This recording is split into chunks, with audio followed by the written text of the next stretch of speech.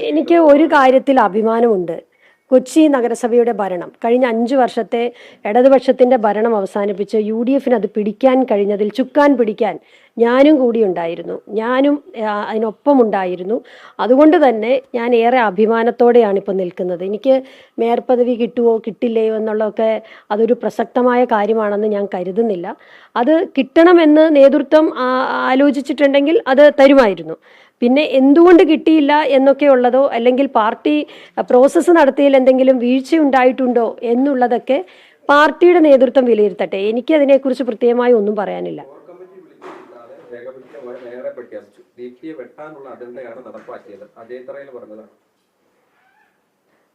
അല്ല, അത് അദ്ദേഹം മറുപടി പറയട്ടെ. കൊച്ചിയിലെ പവർ ഗ്രൂപ്പ് എന്ന് പറയുന്ന യു.ഡി.എഫ് നേതൃത്വമാണ്. കോൺഗ്രസിന്റെ നേതൃത്വം ഒരു പവർ ഗ്രൂപ്പ് ആണെന്നാണല്ലോ ഇപ്പൊ തെളിയിച്ചിരിക്കുന്നത്. യു.ഡി.എഫ് ഇത്രയും 46 സീറ്റുകൾ തിരിച്ചു പിടിക്കുക എന്ന് പറഞ്ഞാൽ അപ്രതീക്ഷിതമായി പോലും വലിയ ഷോക്കാണ് CPM-ന്റെ ചില സ്ഥലങ്ങളിൽ ഉണ്ടായിരിക്കുന്നത് അവർക്ക്. അപ്പോൾ അത് തിരിച്ചു പിടിക്കുക എന്നുള്ളത് തീർച്ചയായിട്ടും വലിയൊരു കാര്യമാണ്. വന്നില്ല എന്ന് പറയുന്ന ഒപ്പം തന്നെ അവിടെ ആ മീറ്റിംഗിൽ പങ്കെടുത്ത 2 പ്രധാനപ്പെട്ട ഗ്രൂപ്പ് നേതാക്കളാണ് ഈ കണക്കടക്കം പുറത്തേക്ക് വന്നത് ഏത് വഴിയാണെന്ന് വളരെ കണക്ക് എനിക്കറിയില്ല. കാരണം കണക്ക് ഞാൻ കണ്ടിട്ടില്ല, എന്നെ കാണിച്ചിട്ടില്ല, കോർ കമ്മിറ്റിയും കണ്ടിട്ടില്ല. എനിക്ക് അതുകൊണ്ട് അതിനെപ്പറ്റി അറിയില്ല. അങ്ങനെ ഒരു കണക്ക് ആരെങ്കിലും പറഞ്ഞിട്ടുണ്ടെങ്കിൽ ആ കണക്ക് പറഞ്ഞ ആളോട് അതൊന്ന് വിശദീകരിക്കാൻ പറയണം. അതായിരിക്കും നല്ലത്. പങ്കെടുക്കാത്ത യോഗത്തിൽ 2 ഗ്രൂപ്പ് നേതാക്കളെ വെച്ച് തീരുമാനമെടുത്തതിൽ തന്നെ ഗുരുതരമായ വീഴ്ച DCCക്ക് സംഭവിച്ചിട്ടില്ലേ? KPC സർക്കുലർ അനുസരിച്ച് വേണമായിരുന്നു ആ പ്രോസസ്സ് നടത്താൻ. അത് നടത്തിയില്ല. ആവർത്തിച്ച് KPCCയുടെ നോംസ് ലംഘിക്കപ്പെട്ടു എന്ന് പറയുമ്പോൾ മാഡം പ്രധാനമായിട്ടും വിരൽ ചൂണ്ടുന്നത് DCC നേതൃത്വത്തിനെതിരല്ല. അത് ഓപ്പണായിട്ട് പറയാനൊരു പ്രശ്നമുണ്ടോ? അല്ല, KPCCയുടെ അല്ല, ഒരാളല്ലല്ലോ ഇത് ഒരു കോർ കമ്മിറ്റി ഇതിനുണ്ടാക്കിയിട്ടുണ്ടല്ലോ. ഒരു കോർ കമ്മിറ്റി ഉണ്ടായിരുന്നു. ഇന്നലെ അത് കോർ കമ്മിറ്റി വിളിച്ച് അതിന് മുൻപൊരു പ്രഖ്യാപനം, ഈ അഭിപ്രായ വോട്ടെടുപ്പ് തേടിയതിന് ശേഷം കോർ കമ്മിറ്റി വിളിക്കുകയും അതിലൊരു പൊളിറ്റിക്കൽ ഡിസ്കഷൻ ഉണ്ടാവുകയും എന്നിട്ട് തീരുമാനമെടുക്കുകയും ചെയ്യുമെന്നായിരുന്നു എന്നോട് അറിയിച്ചിരുന്നത്. ഞാനും കോർ കമ്മിറ്റി അംഗമാണ്. പക്ഷേ ഇന്നലെ വൈകുന്നേരം വരെ കോർ കമ്മിറ്റി വിളിച്ചിട്ടില്ല. അതെന്താണ് വിളിക്കാത്തതെന്നുള്ളത് അത് DC പ്രസിഡന്റ് തന്നെ പറയട്ടെ. എനിക്കറിയില്ല എന്തുകൊണ്ട് വിളിച്ചില്ല എന്നുള്ളത്. അത് നേതാക്കന്മാരെ ഫോണിൽ വിളിച്ച് ചോദിക്കാനല്ല പറഞ്ഞിരുന്നത്. കോർ കമ്മിറ്റി കൂടി ഒരു തീരുമാനമെടുക്കണം എന്നുള്ളതായിരുന്നു കൂട്ടായി എടുത്ത ഒരു ധാരണ അതായിരുന്നു. മാറ്റി നിർത്തി വേറെ ആരെങ്കിലും കോർ കമ്മിറ്റി ചേർന്നിട്ടുണ്ടോ? അങ്ങനെ നടന്നതായിട്ട് അറിയില്ല. കോർ കമ്മിറ്റി അങ്ങനെ വിളിച്ചതായിട്ട് എനിക്കറിയില്ല. വിളിച്ചിട്ടില്ല എന്നുള്ളതാണ് ഞാൻ മനസ്സിലാക്കുന്നത്. ഏറ്റവും അടിസ്ഥാനമായി മുന്നോട്ട് വെക്കുന്നത് DCC അടക്കം മുന്നോട്ട് വെക്കുന്നത് ഈ കഴിഞ്ഞ ദിവസം ഞാൻ നടന്ന ആ കൗൺസിലർമാരുടെ അഭിപ്രായ സർവേയാണ്. അതിൽ വലിയ വീഴ്ച സംഭവിച്ചെന്നാണ് താങ്കൾ പറയുന്നത്. ഞാൻ പറഞ്ഞല്ലോ, അതിൻ്റെ അകത്ത് അട്ടിമറി എന്നൊന്നും അതിനെ പറയാൻ പറ്റില്ല. KPCCയുടെ സർക്കുലർ പാലിക്കപ്പെടണം. ഇപ്പം തൃശ്ശൂർ ഇപ്പോൾ ഇതുപോലെ തന്നെ വന്നിട്ടുണ്ട്. അതിൻ്റെ അകത്ത് ഒന്നിലധികം ആളുകൾ വന്നാൽ, നഗരസഭകളിൽ ഒന്നിലധികം ആളുകൾ വന്നിട്ടുണ്ടെങ്കിൽ അത് തീരുമാനമാകാതെ വരുന്നെങ്കിൽ അത് KPCCക്ക് വിടണം എന്നുള്ളതായിരുന്നു KPCC സർക്കുലർ പറഞ്ഞിരിക്കുന്നത്.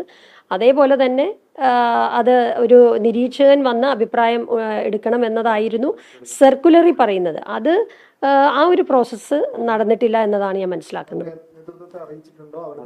അല്ല, അതറിയാം. ഞാൻ അറിയിക്കേണ്ട കാര്യമില്ലല്ലോ. അത് KPCC പ്രസിഡന്റിനും ഒക്കെ അറിയാവുന്ന കാര്യമാണല്ലോ. അദ്ദേഹം അറിയാതെ ഇവിടെ അങ്ങനെ ഒരു അദ്ദേഹത്തിന് അറിവുള്ളതാണ്. അങ്ങനെ ഒരു നിരീക്ഷകനെ വിട്ടിട്ടുമില്ല. ഇവിടെ നിന്ന് അങ്ങനെ ഒന്നിലധികം പേരുകൾ വന്നു എന്നുള്ള ഒരു കാര്യം KPCC അറിയിച്ചിട്ടുമില്ല. ഒറ്റ കാര്യം, ഈ ഇത്രയും വലിയൊരു വിജയത്തിനിടക്ക് ഈ ഒരു പ്രശ്നം ഉണ്ടായ സ്ഥിതിക്ക് ഇനി മാഡം എങ്ങനെ മുന്നോട്ട് പോകാനാണ്? അതല്ലെങ്കിൽ MPC ചെയർമാൻ സ്ഥാനം മാഡം ആവശ്യപ്പെട്ടിട്ടില്ല, അല്ലെങ്കിൽ അവർ വെച്ച് നീട്ടിയാൽ അത് സ്വീകരിക്കുമോ? മാഡത്തിന്റെ തുടർ നിലപാട് എന്തായിരിക്കും? അല്ല, ഒന്നാമതായിട്ട് അങ്ങനെ ഒരു പ്രശ്നമില്ല. പ്രശ്നമുണ്ടെന്ന് ഇപ്പം നിങ്ങൾ ചോദിച്ച പ്രകാരമാണെങ്കിൽ പ്രശ്നമുണ്ടെന്ന് പറയേണ്ടത് ഞാനല്ല. അങ്ങനെ ഒരു പ്രശ്നമില്ല. ഇവിടെ 2 പേരെ പ്രഖ്യാപിച്ചിട്ടുണ്ട്. 2 പേർക്കും എൻ്റെ പിന്തുണയുണ്ട്. അങ്ങനെ യാതൊരു തരത്തിലുള്ള ഒരു ബാർഗെയിനിങ് ഞാൻ നടത്തിയിട്ടില്ല ഇതുവരെ, ഞാൻ നടത്തുന്നുമില്ല. പാർട്ടി ഇനിയും എന്താണോ പറയുന്നത്, എനിക്കിപ്പോൾ വലിയൊരു ഉത്തരവാദിത്വം ഉണ്ടല്ലോ. ഞാനത് ചെയ്യുകയാണ്. ഞാൻ KPCC ജനറൽ സെക്രട്ടറിയാണ്. പിന്നെ എന്നെ ജയിപ്പിച്ച ജനങ്ങളുണ്ട്. എൻ്റെ ഡിവിഷൻ എറണാകുളത്തെ ഏറ്റവും പ്രധാനപ്പെട്ട ഡിവിഷനാണ് സ്റ്റേഡിയം ഡിവിഷൻ എന്ന് പറയുന്നത്. ഇവിടുത്തെ ജനങ്ങൾ എന്നെ ഏൽപ്പിച്ച വലിയ ഉത്തരവാദിത്തമുണ്ട്. ഇതൊക്കെ ചെയ്യുക എന്നതിൽ കവിഞ്ഞ് മറ്റൊന്നും ഇപ്പോൾ ആലോചിക്കുന്നില്ല. ഒരു ബാർഗെയിനിങ്ങിനും ഞാൻ പാർട്ടിയോട് മുമ്പിൽ പോവില്ല. ഒരാളുടെ മുമ്പിലും എനിക്കിതിന് പകരം മറ്റെന്തെങ്കിലും വേണമെന്ന് ചോദിച്ചിട്ടുമില്ല. അതൊക്കെ തീരുമാനിക്കേണ്ടത് KPCC നേതൃത്വമാണ്, ഉത്തരവാദിത്തപ്പെട്ട ആളുകളാണ്. എന്തെങ്കിലും വീഴ്ചകൾ എവിടെയെങ്കിലും സംഭവിച്ചു എന്ന് തോന്നിയിട്ടുണ്ടെങ്കിൽ അത് റെക്ടിഫൈ ചെയ്യേണ്ടത് എന്നും അത് ചെയ്ത അതിന് ഉത്തരവാദിത്തപ്പെട്ട ആളുകളാണ്. ഈ വീഴ്ചകൾ സംഭവിച്ചൊക്കെ KPCC നേതൃത്വത്തിന് നൽകിയ പരാതിയിൽ പറഞ്ഞിട്ടുണ്ടോ? ഞാനത് പരാതി പറയേണ്ട ഒരു പ്ലാറ്റ്ഫോം വന്നാൽ അത് എനിക്ക് എന്തെങ്കിലും നിർദ്ദേശങ്ങളുണ്ടെങ്കിൽ, പരാതി എന്നുള്ളതല്ല, പരാതി എനിക്കില്ല. ഇതൊരു രാഷ്ട്രീയ പ്രസ്ഥാനമല്ലേ, രാഷ്ട്രീയ പ്രസ്ഥാനത്തിൽ അതൊരു കൂട്ടായ പ്രവർത്തനമാണ്. ചിലപ്പോൾ ചില വീഴ്ചകൾ ഉണ്ടായെന്നിരിക്കും. ആ വീഴ്ചകൾ തെറ്റ് തിരുത്തി പോകുന്നതാണ് എപ്പോഴും പ്രസ്ഥാനത്തിന് നല്ലത്. അങ്ങനെ വീഴ്ചകൾ സംഭവിച്ചിട്ടുണ്ട് എന്ന് തോന്നേണ്ടത് അത് ചെയ്ത് അതിന് നേതൃത്വം കൊടുത്ത ആളുകളാണ്, അവരാണത് ചെയ്യേണ്ടത്. എന്തായാലും ഒരു കാര്യത്തിൽ എനിക്ക് മറ്റൊരു കാര്യത്തിലും പരാതിയില്ല. എനിക്കിത് നിഷേധിച്ചു എന്ന് ഞാൻ പറയുന്നില്ല. അങ്ങനെ മറ്റു രണ്ടുപേരെ വച്ചതിൽ എനിക്ക് യാതൊരു പ്രയാസവുമില്ല. ഞാൻ അവരോടൊപ്പമാണെന്ന് ഞാൻ പറഞ്ഞല്ലോ. പക്ഷേ KPCC നിർദ്ദേശങ്ങൾ പാലിക്കപ്പെടാതെ അത്തരത്തിലുള്ള ഒരു പ്രോസസ്സ് നടത്താതെ എനിക്ക് പാർലമെന്ററി പാർട്ടിയിൽ അംഗങ്ങൾ കുറവാണ് എന്നുള്ള രീതിയിൽ ആരെങ്കിലും പറയുന്നുണ്ടെങ്കിൽ അതിനോട് മാത്രം എനിക്ക് എതിർപ്പുണ്ട്. ആരിലേക്കാ വിരൽ ചൂണ്ടുന്നേ? ഞാൻ പ്രത്യേകിച്ച് ഒരു വ്യക്തിയിലേക്കില്ല. ഒരു വ്യക്തിയല്ലല്ലോ, ഒരു പ്രസ്ഥാനമല്ലേ, വലിയ കുറേ ആളുകളുണ്ടല്ലോ, ഒരു വ്യക്തി അല്ലല്ലോ ഉള്ളത്. ഇപ്പോൾ ഇവിടെ എറണാകുളത്ത് നേതൃത്വം കൊടുക്കുന്നത് ആരൊക്കെയാണെന്നുള്ളത് നിങ്ങൾക്ക് എല്ലാവർക്കും അറിയാവുന്നതാണ്, എല്ലാവരും ഉണ്ട്. അപ്പോൾ അതിൽ ആരൊക്കെയാണ് ഈ പ്രോസസ്സിൽ പങ്കാളികളായത് എന്ന് വെച്ചാൽ അവരാലോചിക്കട്ടെ അതിനെക്കുറിച്ച്. ഞാൻ പറഞ്ഞല്ലോ, ഞാൻ ഒരു ഗ്രൂപ്പിൻ്റെ വക്താവായി നിന്നുകൊണ്ടല്ല ഈ തെരഞ്ഞെടുപ്പിനെ നേരിട്ടത്. എനിക്ക് പാർലമെൻ്ററി പാർട്ടിയിൽ ഇപ്പോഴുള്ള കൗൺസിലേഴ്സിൻ്റെ ബഹുഭൂരിപക്ഷ ആളുകളും എന്നോട് ഏറ്റവും അടുത്ത് നിൽക്കുന്ന ആളുകളാണ്. അവരുടെ വലിയ പിന്തുണ എനിക്കുണ്ടായിരുന്നു. ആ പിന്തുണ അതിപ്പോൾ രേഖപ്പെടുത്തുന്ന കാര്യത്തിൽ പ്രോസസ്സിൽ ഒരു മാറ്റം വന്നു എന്നതിൽ ഒഴിച്ചാൽ ഇപ്പോഴും അവരെല്ലാവരും ബഹുഭൂരിപക്ഷം കൗൺസിലേഴ്സും എന്നെ വിളിക്കുകയും എന്നോട് നിർദ്ദേശങ്ങൾ ചോദിക്കുകയും അഭിപ്രായം പറയുകയും ഒക്കെ ചെയ്യുന്നുണ്ട്. ഞാൻ അവരുടെ കൂട്ടത്തിൽ ഒരുമിച്ച് നിന്ന് പ്രവർത്തിക്കാൻ വളരെ സന്തോഷത്തോടെയാണ് പ്രവർത്തിക്കുന്നത്. സോഷ്യൽ മീഡിയയിലൊക്കെ നമുക്ക് കാണാൻ പറ്റും, താങ്കൾക്കൊപ്പം നിൽക്കുന്ന നേതാക്കളും അത്തരത്തിൽ വലിയ നിരാശ പ്രകടിപ്പിക്കുന്നുണ്ട്. ഇതൊന്നും നിരാശപ്പെടേണ്ട കാര്യമൊന്നുമില്ല. ഇതൊന്നും പാർട്ടിയെ സംബന്ധിച്ച് വലിയൊരു കാര്യമല്ല. പാർട്ടി നേരിടാൻ പോകുന്നത് ഒരു നിയമസഭാ തെരഞ്ഞെടുപ്പാണ്. ആ നിയമസഭാ തെരഞ്ഞെടുപ്പിൽ വലിയ ഭൂരിപക്ഷത്തോടെ UDF തിരിച്ചു വരും. ആ തിരിച്ചുവരവിന് ഞാനും പങ്കാളിയായിരിക്കും. നേതൃത്വത്തിൽ തന്നെ ഞാനും ഇരുന്ന് പ്രവർത്തിക്കും.